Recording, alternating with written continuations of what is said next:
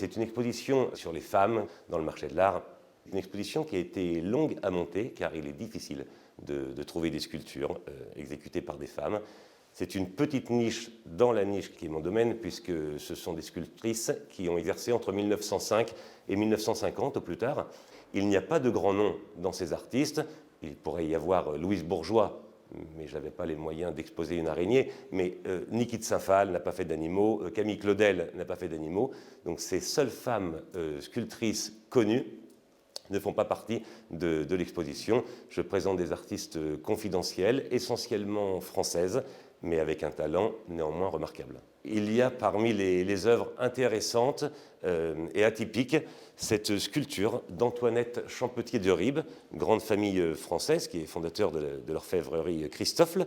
C'était plutôt mal vu pour elle d'être artiste de son temps, donc elle signait ses œuvres Sébire, l'anagramme de Ribes. Elle n'a édité aucun bronze, uniquement des tailles directes en marbre, en pierre ou en granit, comme ce modèle de ce chat et ses chatons.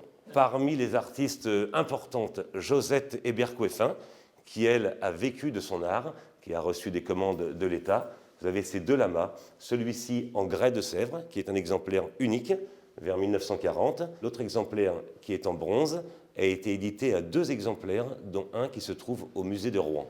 Marguerite de Bézières-Gratry, qui a consacré sa vie aux animaux. Et vous avez ici un original en plâtre d'un chat qui est très inspiré par l'art égyptien.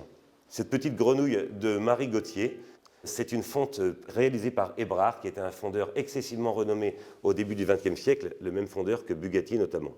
Ce petit âne a été exécuté par une artiste qui s'appelle Jeanne Pouplet, artiste très recherchée, internationalement connue, et c'est une œuvre vraiment importante dans l'exposition. Eugénie Schönborn, qui est une Américaine, mais qui a travaillé à Paris, a été très inspirée par le travail et par l'œuvre de François Pompon.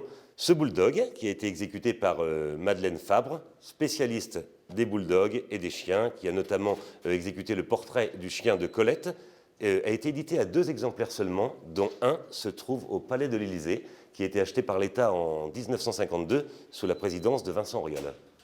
Et l'exposition, qui est accompagnée d'un catalogue, va durer jusqu'au 25 juillet au sein de la galerie 8 rue Jacques Callot à Paris.